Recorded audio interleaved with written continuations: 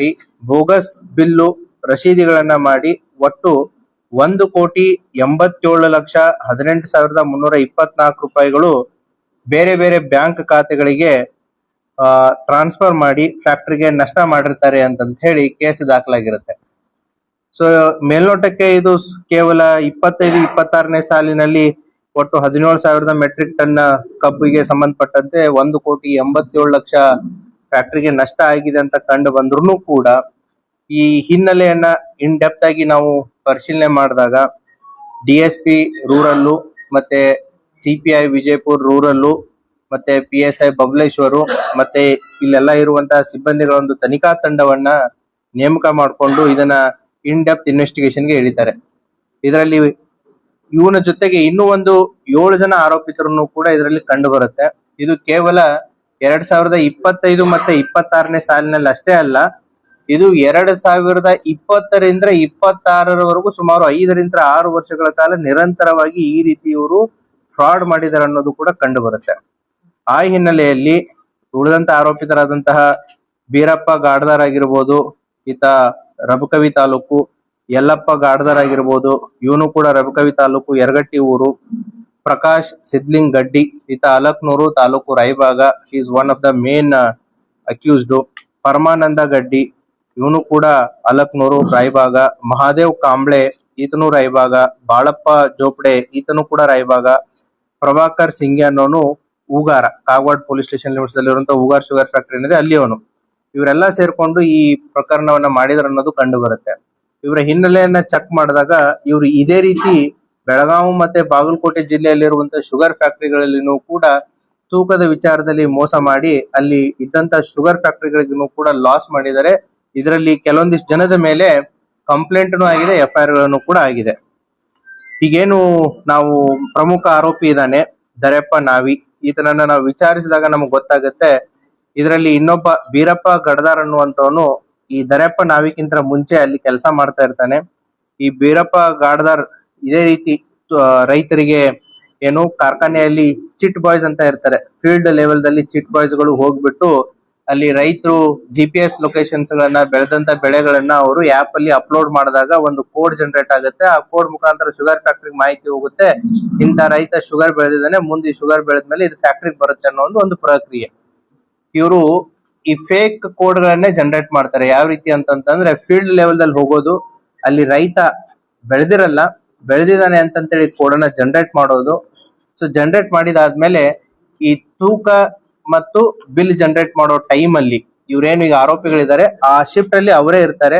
ಆ ಸಂದರ್ಭದಲ್ಲಿ ಅಲ್ಲಿ for example 10 metric ton sugar ಬಂದಿದ್ದಿಲ್ಲ ಅಂದ್ರೂ ಬಂದಿದೆ ಅಂತಂತೇಳಿ ಬಿಲ್ ಜನರೇಟ್ ಮಾಡಿದಾಗ ಅದು ಫ್ಯಾಕ್ಟರಿ ಲೆಕ್ಕಕ್ಕೆ 10 ಮೆಟ್ರಿಕ್ ಟನ್ ಶುಗರ್ ಬೆಳೆದಂಗ ಆಗತ್ತೆ, ಬಿಲ್ ಬಂದು ಬಿದ್ದಂಗ ಆಗತ್ತೆ, ಬಿಲ್ ಜನರೇಟ್ ಆಗತ್ತೆ. ಇನ್ ರಿಯಾಲಿಟಿ ಅಲ್ಲಿ ಶುಗರೇ ಬಂದಿರಲ್ಲ. ಹಾಗಾಗಿ ಈ ರೀತಿ ಇವರು ಯಾವಾಗ ಇವರು ಶಿಫ್ಟ್ ಇತ್ತು, ಯಾವಾಗ ಟೈಮಿಂಗ್ ಇತ್ತು, ಸುಮಾರು 93 ಜನರ ಹೆಸರಲ್ಲಿ ಸುಮಾರು 93 ಬ್ಯಾಂಕ್ ಅಕೌಂಟ್ಗಳ ಹೆಸರಲ್ಲಿ 2020ರಿಂದ 26ರವರೆಗೆ ಒಟ್ಟು 34,490 ಮೆಟ್ರಿಕ್ ಟನ್ ಏನಿದೆ ಇದು ಫೇಕ್ ಕಬ್ಬು ಬಂದೇ ಇಲ್ಲ. ಇಷ್ಟೊಂದು ಕಬ್ಬು ಬಂದಿದೆ ಅಂತ ಹೇಳಿ ಅದಕ್ಕೆ ಕಬ್ಬಿಗೆ ಬರೀ ಕಬ್ಬಿನ ಬಿಲ್ ಅಷ್ಟೇ ಇರಲ್ಲ, ಅದಕ್ಕೆ ಕಬ್ಬು ನೂರ್ಸ್ಬೇಕಾದ್ರೆ ಅಡ್ವಾನ್ಸ್ ಆಗಿ ಕೊಡ್ತಾರೆ, ಕಟಾವಿಗೆ ಅಡ್ವಾನ್ಸ್ ಆಗಿ ಕೊಡ್ತಾರೆ, ಟ್ರಾನ್ಸ್ಪೋರ್ಟ್ ಗೆ ಅಡ್ವಾನ್ಸ್ ಆಗಿ ಕೊಡ್ತಾರೆ. ಅದಕ್ಕೆಲ್ಲಾ ಸೇರಿ ಒಟ್ಟು 91 ಬ್ಯಾಂಕ್ ಖಾತೆಗಳಿಗೆ 12,37,27,424 ರೂಪಾಯಿಗಳನ್ನ ಫ್ಯಾಕ್ಟರಿಗೆ ನಷ್ಟ ಮಾಡಿ ಇವರು ಏನು ಬೇರೆ ಬೇರೆ ಅಕೌಂಟ್ಗಳಿಗೆ ಟ್ರಾನ್ಸ್ಫರ್ ಮಾಡಿರ್ತಾರೆ. ಈ ಹಿನ್ನೆಲೆಯಲ್ಲಿ ಈ ಪ್ರಕರಣವನ್ನ ಕೈಗೊಂಡಾಗ ಈಗಾಗಲೇ 10,50,83,000 ರೂಪಾಯಿಯನ್ನ ಮಾನ್ಯ ನ್ಯಾಯಾಲಯದ ಆರ್ಡರ್ ನ ತೆಗೆದುಕೊಂಡು ಈಗಾಗಲೇ ಶುಗರ್ ಫ್ಯಾಕ್ಟರಿಗೆ ವಾಪಸ್ಸು ಕೊಡ್ಲಾಗಿದೆ. ಅದರ ಜೊತೆಗೆ ಸುಮಾರು 82,07,569 ರೂಪಾಯಿನ ಫ್ರೀಸ್ ಮಾಡಲಾಗಿದೆ. ಒಟ್ಟು 11,32,07,569 ರೂಪಾಯಿ, ನಿಯರ್ಲಿ 93% ಆಫ್ ರಿಕವರಿ ಈ ಪ್ರಕರಣದ ತನಿಖೆಯಲ್ಲಿ ನಮ್ಮ ಪೊಲೀಸ್ನವ್ರು ಮಾಡಿಬಿಟ್ಟು ನಂದಿ ಸಹಕಾರ ಶುಗರ್ ಫ್ಯಾಕ್ಟರಿ ಏನಿದೆ ಅದಕ್ಕೆ ಕಳೆದ 5-6 ವರ್ಷದಿಂದ ಆದಂತ ಮೋಸದ ದುಡ್ಡು ವಾಪಸ್ ಅವರಿಗೆ ಬಂದಿದೆ. ಈ ಹಿನ್ನೆಲೆಯಲ್ಲಿ ಪ್ರಕರಣದ ತನಿಖೆಯನ್ನ ಕೈಗೊಂಡಂತಹ ಸಿಪಿಐ ರಮೇಶ್ ಔಜಿ ಮತ್ತೆ PSI ಬಬಲೇಶ್ವರ್ ಬಸವನಗೌಡ ಮತ್ತು ಅವರೆಲ್ಲ ತನಿಖಾ ತಂಡ ಮತ್ತೆ ಇದರ ಮಾರ್ಗದರ್ಶನವನ್ನು ಮಾಡಿದಂತ ನಮ್ಮ DSP ಮತ್ತೆ ಅಡಿಷನಲ್ SP ರಾಮನಗೌಡ ಹಟ್ಟಿ ಅವರು ಈ ವಿಶೇಷ ತಂಡವನ್ನ ಮಾಡಿಬಿಟ್ಟು ಕೇವಲ 3-4 ತಿಂಗಳಲ್ಲಿ ಈ ಪ್ರಕರಣವನ್ನ ಇನ್ ಡೆಪ್ತ್ ಆಗಿ ತನಿಖೆ ಮಾಡಿ ಸುಮಾರು 11,32,00,000 ವಾಪಸ್ಸು ಶುಗರ್ ಫ್ಯಾಕ್ಟರಿಗೆ ಬರುವಂಗೆ ಮಾಡಿದ್ದಾರೆ. ಈ 8 ಜನ ಆರೋಪಿತರನ್ನು ಕೂಡ ಕಾನೂನು ಪ್ರಕ್ರಿಯೆಯನ್ನ ಮಾಡಿದ್ದಾರೆ. ಅವರ ಸ್ವಲ್ಪ ಹಿನ್ನೆಲೆಯನ್ನ ನಾನು ನಿಮಗೆ ಕೊಡ್ತಾ ಹೋಗ್ತೀನಿ. ಈ ದರಪ್ಪ ನಾವಿ ಏನು ಅಕ್ಯೂಸ್ ನಂಬರ್ 1 ಇದಾನೆ, ಈತ ಮುಂಚೆ ದಿನಗೂಲಿ ಕೆಲಸ ಅಲ್ಲಿ ಮಾಡ್ತಿದ್ದ ಫ್ಯಾಕ್ಟರಿಯಲ್ಲಿ. ತದನಂತರ ಟೋಕನ್ ನೀಡುವ ಕೆಲಸವನ್ನ ಸ್ಟಾರ್ಟ್ ಮಾಡ್ತಾನೆ.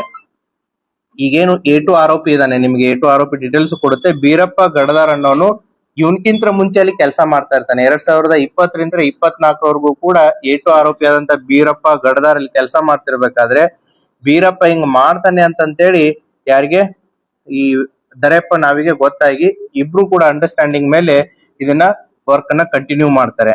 ಹೀಗೆ ದರಪ್ಪ ಏನ್ ಮಾಡ್ತಾನೆ, ಒಟ್ಟು 3 ಜನರ ಹೆಸರಲ್ಲಿ ಈ ರೀತಿ ಬಿಲ್ ಗಳನ್ನ ಕ್ರಿಯೇಟ್ ಮಾಡಿ ಅಕೌಂಟ್ ಗಳನ್ನ ಕ್ರಿಯೇಟ್ ಮಾಡಿ ಸುಮಾರು 47,72,506 ರೂಪಾಯಿ ಏನು ಇವನ ಇದಕ್ಕೆ ತಗೊಂಡಿರ್ತಾನೆ.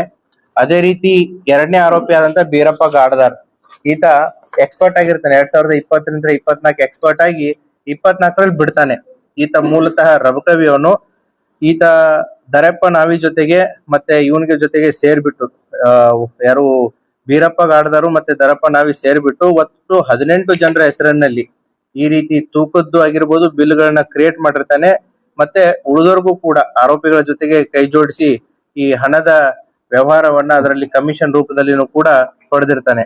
3ನೇ ಆರೋಪಿ ಆದಂತಹ ಯಲ್ಲಪ್ಪ ಗಾಡದಾರ್, ಈ ಎರಡನೇ ಆರೋಪಿ ಇದಾನೆ. 2ನೇ ಆರೋಪಿಯ ಅಣ್ಣ ಈತ ಕಾಗವಾಡ ಪೊಲೀಸ್ ಠಾಣೆಯಲ್ಲಿ ಈತನ ಮೇಲೆ ಈಗಾಗಲೇ ಪ್ರಕರಣ ದಾಖಲಾಗಿದೆ. ಹಳೆ MOB ಅವನು ಇಂಥ ವಿಚಾರಗಳಲ್ಲಿ.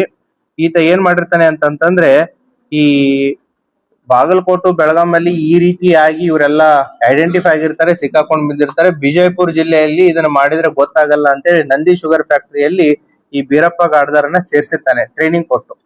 ಅಂದ್ರೆ ವೇ ಬ್ರಿಡ್ಜ್ ಆಪರೇಟರ್ ತರಬೇತಿಯನ್ನ ಪಡೆದು ಅಲ್ಲಿ ಸೇರ್ಸಿರ್ತಾನೆ. ಸೇರ್ಸಿದಾದ್ಮೇಲೆ ಇದನ್ನ ಪ್ರೊಸೆಸ್ ಅನ್ನ ಕಂಟಿನ್ಯೂ ಮಾಡ್ತಾರೆ.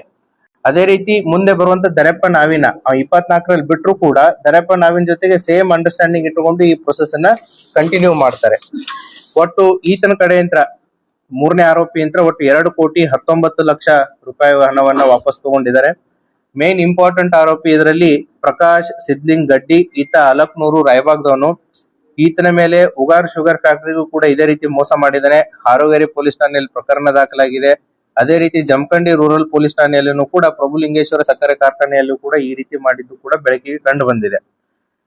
ಈತ ಈ A1, A2, A3 ಆರೋಪಿಗಳ ಜೊತೆಗೆ ಸೇರ್ಬಿಟ್ಟು ಒಟ್ಟು 27 ಜನರ ಹೆಸರಿನಲ್ಲಿ ಈ ಕಬ್ಬು ಫೇಕ್ ಜನರೇಟ್ ಬಿಲ್ ಗಳನ್ನ ಮಾಡಿ ಸುಮಾರು 6,61,97,634 ರೂಪಾಯಿಯನ್ನ ಪಡೆದಿರ್ತಾನೆ. ಅದು ಕೂಡ ವಾಪಸ್ಸು ನಮ್ಮ ಪೊಲೀಸ್ನವರು ರಿಕವರಿ ಮಾಡಿದ್ದಾರೆ. ಈತನ ತಮ್ಮನಾದಂತ ಪರಮಾನಂದ ಗಡ್ಡಿ, 4ನೇ ಆರೋಪಿ ಏನಿದಾನೆ ಸಿದ್ಲಿಂಗ್ ಗಡ್ಡಿಯ ತಮ್ಮ ಪರಮಾನಂದ ಗಡ್ಡಿನೂ ಕೂಡ ಇವ್ರ ಜೊತೆ ಇನ್ವಾಲ್ವ್ ಆಗಿರ್ತಾನೆ. ಇವನು ಅಣ್ಣ ತಮ್ಮ ಸೇರ್ಬಿಟ್ಟಿನೇ ಇಷ್ಟೊಂದು ದುಡ್ಡನ್ನ ಇದನ್ ಮಾಡಿರ್ತಾರೆ. ಅದನ್ನು ಕೂಡ ರಿಕವರಿ ಮಾಡಲಾಗಿದೆ. ಅದೇ ರೀತಿ ಇನ್ನೊಬ್ಬ ಆರೋಪಿ ಮಹಾದೇವ್ ಕಾಂಬ್ಳೆ ಅನ್ನೋನು, ಈತನು ಕೂಡ ರಾಯಬಾಗ್ ತಾಲೂಕ್ದವನು. ಈತ ಒಟ್ಟು 9 ಜನರ ಹೆಸರಲ್ಲಿ ಈ ರೀತಿ ಬಿಲ್ ಗಳನ್ನ ಕ್ರಿಯೇಟ್ ಮಾಡಿಬಿಟ್ಟು ಅಂದ್ರೆ ದುಡ್ಡುಗಳನ್ನ ಹಾಕ್ಸ್ಕೊಂಡಿರ್ತಾನೆ. ಈತನಿಂದ ಒಟ್ಟು 1,36,88,000 ಕೂಡ ರಿಕವರಿ ಮಾಡಲಾಗಿದೆ. ಅದೇ ರೀತಿ ಬಾಳಪ್ಪ ಪಾಂಡು ಬೋಪಡೆ, ಈತನು ಕೂಡ ರಾಯಬಾಗ್ ತಾಲೂಕು ಅಲಕ್ನೂರ್ದವನು.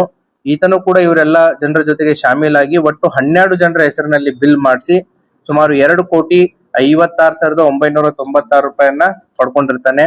ಇನ್ನೊಬ್ಬ ಪ್ರಭಾಕರ್ ಸಿಂಗ್ಯ ಅನ್ನೋನು ಕೂಡ ಈತ ಊಗಾರ್ದವನು, ರಾಯಬಾಗ್ ತಾಲೂಕು. ಈತ 2019ರಿಂದ 21ರಲ್ಲಿ ಊಗಾರ್ ಕಾರ್ಖಾನೆಯಲ್ಲಿ ರೈತರ ಜಮೀನಿಗೆ ಹೋಗಿ ಕಬ್ಬು ಬೆಳೆಯನ್ನ ನೋಡಿ ಕಬ್ಬು ಕಳಿಸುವ ಕೆಲಸ ಮಾಡಿರ್ತಾನೆ. ಈತನು ಕೂಡ ಒಬ್ಬ ಚಿಟ್ಟಬಾಯ್ ತರ ಫೀಲ್ಡ್ ಆಫೀಸರ್ ತರ ಕೆಲಸ ಮಾಡಿದಂತ ಅನುಭವ ಇದ್ದವನು.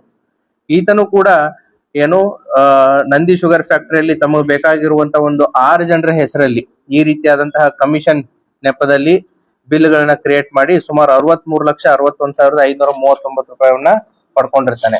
ಇದೊಂದು ವ್ಯವಸ್ಥಿತವಾಗಿ ಈ ಪ್ರೆಸ್ ಮೀಟ್ ನ ಉದ್ದೇಶ ಏನು ಅಂತಂದ್ರೆ ಯಾವ ರೀತಿ ಏನು ಈ ತೂಕದ ಹೆಸರಿನಲ್ಲಿ ಮತ್ತೆ ಫೀಲ್ಡ್ ಲೆವೆಲ್ ಇದೆಲ್ಲಿಂದ ಸ್ಟಾರ್ಟ್ ಆಗುತ್ತೆ ಅಂತಂದ್ರೆ ಚೀಟ್ ಬೈ ಫೀಲ್ಡ್ ಆಫೀಸರ್ಸ್ ಏನಿರ್ತಾರೆ ಅವ್ರು ಆಕ್ಚುಲಿ ಶುಗರ್ ಫ್ಯಾಕ್ಟರಿ ಏರಿಯಾದಲ್ಲಿ ಯಾರ್ಯಾರು ರೈತರು ಎಷ್ಟೆಷ್ಟು ಕಬ್ಬು ಬೆಳೆದಿದ್ದಾರೆ, ಎಷ್ಟು ಏರಿಯಾ ಬರುತ್ತೆ, ಅಂದಾಜು ಎಷ್ಟು ಕಬ್ಬು ಈ ಸಾರಿ ನಮ್ಮ ಫ್ಯಾಕ್ಟ್ರಿಗೆ ಬರುತ್ತೆ, ಎಷ್ಟು ಏನು ಕಬ್ಬು ನುರ್ಸೋದಾಗತ್ತೆ ಅನ್ನುವಂತ ಒಂದು ಇದ್ರಲ್ಲಿ ರೈತರು ಎಲ್ಲೆಲ್ಲಿ ಬೆಳೆದಿದ್ದಾರೆ. ಯಾಕಂದ್ರೆ ನಾಳೆ ಕಟ್ ಮಾಡೋ ಗ್ಯಾಂಗ್ಸ್ ಗಳು ಬರ್ತಿರ್ತವೆ, ಟ್ರಾನ್ಸ್ಪೋರ್ಟೇಶನ್ಸ್ ಬರ್ತಾ ಇರುತ್ತೆ. ಇವೆಲ್ಲಾ ವಿಚಾರಗಳಲ್ಲಿ ಆಪ್ ಗಳನ್ನ ಕ್ರಿಯೇಟ್ ಮಾಡಿರ್ತಾರೆ. ಎಂದ್ ಅವ್ರು ಬೆಳೆ ಹಾಕಿದ್ರು, ಎಂದ್ ಅದು ಕಟಾವಿಗೆ ಬರುತ್ತೆ, 12 ತಿಂಗಳಾಯ್ತು, 11 ತಿಂಗಳಾಯ್ತು, 13 ತಿಂಗಳಾಯ್ತು, ಆ ಕಟಾವಿಗೆ ಬಂದಂಗೆಲ್ಲ ಈ ಗ್ಯಾಂಗ್ಸ್ ಗಳನ್ನ ಕಳಿಸಿ ಕಟಾವ್ ಮಾಡುವಂತದ್ದು ವ್ಯವಸ್ಥೆ ಇರುತ್ತೆ. ಅಲ್ಲಿ ಬೆಳೆದೇ ಇರುವಂತಹ ರೈತರ ಹೆಸರಲ್ಲಿ ಕಬ್ಬು ಬೆಳೆದಿದ್ದಾರೆ ಅಂತೇಳಿ ಫೇಕ್ ಐಡಿಗಳನ್ನ ಅಂದ್ರೆ ಕೋಡ್ ನ ಕ್ರಿಯೇಟ್ ಮಾಡಿಬಿಟ್ಟು ನಾಳೆ ಇವರು ವರ್ಕಿಂಗ್ ಶಿಫ್ಟ್ ಅಲ್ಲಿ ಆ ರೈತ ಬಂದು ಕಬ್ಬನ್ನ ಹಾಕದ ಅಂತಂತ ಹೇಳಿ ಟ್ರ್ಯಾಕ್ಟರ್ ಬಂದಿರಲ್ಲ, ರೈತ ಬಂದಿರಲ್ಲ, ಕಬ್ಬುನು ಬಂದಿರಲ್ಲ, ಸೊ ಬಂದು ಫ್ಯಾಕ್ಟರಿಗೆ ಬಿದ್ದಿದೆ ಅಂತಂತ ಹೇಳಿ ತೋರಿಸ್ತಾರೆ. ಈ ರೀತಿ ಫೇಕ್ ಬಿಲ್ ಗಳನ್ನ ಜನರೇಟ್ ಮಾಡ್ತಾರೆ. ಕಬ್ಬು ಬಂದ್ ಬೀಳದೇ ಇದ್ರು ಕೂಡ ಕಬ್ಬು ಬಂದಿದೆ ಅಂತಂತೇಳಿ ಶುಗರ್ ಫ್ಯಾಕ್ಟರಿಗೆ ಹೇಳಿದಾಗ ಅವ್ರದ್ದು ಇಳುವರಿನೂ ಕೂಡ ವಾರ್ಷಿಕ ಇಳುವರಿ ಕೃಷ್ಣಾ ಬೆಲ್ಟ್ ಅಲ್ಲಿ ಸುಮಾರು ಇಳುವರಿ 11ರಿಂದ 13ವರೆಗೂ ಇದೆ. ನಾವು ನಿಪ್ಪಾಣಿ ಅಂತ ಇಲ್ಲಿ ಏನು ಬಿಜಾಪುರವರೆಗೂ ಕೂಡ ಚೆಕ್ ಮಾಡಿದಾಗ ವೇರಿಯೇಷನ್ ಇರುತ್ತೆ. ಐ ಥಿಂಕ್ ಇತ್ತೀಚೆಗೆ ಅದು ನಂದೀಶ್ ಶುಗರ್ ಫ್ಯಾಕ್ಟರಿಯಲ್ಲಿ ಯಾಕೆ ಇಳುವರಿ ಕಡಿಮೆ ಆಗಿದೆ, ಯಾಕೆ ಇದು ಪರ್ಸೆಂಟೇಜ್ ಕಡಿಮೆ ಆಗ್ತಾ ಇದೆ ಅಂತ ಅವರು ರಿವಿಸಿಟ್ 2025-26ರಲ್ಲಿ ಅವರು ಆಂತರಿಕವಾಗಿ ಇದನ್ನ ಚೆಕ್ ಮಾಡಿದಾಗ ಸುಮಾರು 17,000 metric ton fake bill create ಆಗಿದೆ. ಯಾಕಂತಂದ್ರೆ ನಿಮ್ಗದು ಇಲ್ಲದೇನೆ ಆಡಪ್ ಆಗಿರುತ್ತೆ, ಇಳುವರಿ ಆಟೋಮೆಟಿಕ್ಲಿ ಕಡಿಮೆ ಆಗುತ್ತೆ. ಹಾಗಾಗಿ ಅವ್ರು ಇಂಟರ್ನಲಿ ಇದನ್ನ ಆಡಿಟ್ ಮಾಡಿದಾಗ ಇದು ಬೆಳಕಿಗೆ ಬರುತ್ತೆ. ಪೊಲೀಸ್ ಇಲಾಖೆ ಈ ಪ್ರಕರಣವನ್ನ ವಿಶೇಷವಾಗಿ ತೆಗೆದುಕೊಂಡು ನೋಡಿದಾಗ ಇದು ಒಂದೇ ವರ್ಷ ಅಲ್ಲ, ಕಳೆದ 5-6 ವರ್ಷದಲ್ಲಿ ಈ ರೀತಿ ತೂಕದಲ್ಲಿ ಏನು ಈ ವ್ಯಕ್ತಿಗಳು ಮೋಸ ಮಾಡಿ ಫ್ಯಾಕ್ಟರಿಗೆ ಮೋಸ ಮಾಡಿದಾರೆ ಅನ್ನೋದು ಕೂಡ ಗೊತ್ತಾಗುತ್ತೆ. ಸೊ ಹಾಗಾಗಿ ಈ ಕೆಲಸವನ್ನ ಮಾಡಿದಂತ ಎಲ್ಲ ಪೊಲೀಸ್ ತಂಡ, ನಮ್ಮ additional SP, DSP, CPI, PSI ಮತ್ತೆ ಎಲ್ಲ ಸಿಬ್ಬಂದಿ ವರ್ಗದವರಿಗೂ ಕೂಡ ನಾನು ವೈಯಕ್ತಿಕವಾಗಿ ಮತ್ತು ಪೊಲೀಸ್ ಇಲಾಖೆ ಪರವಾಗಿ ಅವರಿಗೆ ಅಭಿನಂದನೆಗಳನ್ನ ಸಲ್ಲಿಸ್ತೀನಿ. ಸೊ ಇದು ಕೋಆಪರೇಟಿವ್ ಸೊಸೈಟಿ ಅಂತಂದ್ರೆ ಇದು ರೈತರದ ಶುಗರ್ ಫ್ಯಾಕ್ಟರಿ. ಹಾಗಾಗಿ ಇದು ರೈತರಿಗೆ ಇನ್ ಜನರಲ್ ಸಾರ್ವಜನಿಕರಿಗೆ ರೈತರಿಗೆ ಲಾಸ್ ಆದಂಗ ಆಗಿರುತ್ತೆ. ಆ ಹಿನ್ನೆಲೆಯಲ್ಲಿ ಇವತ್ತು ಇಷ್ಟೊಂದು ಪ್ರಮಾಣದಲ್ಲಿ ದುಡ್ಡನ್ನ ಮರಳಿಸುವಲ್ಲಿ ನಮ್ಮ ತನಿಖಾ ತಂಡ ಸಫಲವಾಗಿದೆ. So I heartly congratulate them on behalf of my department.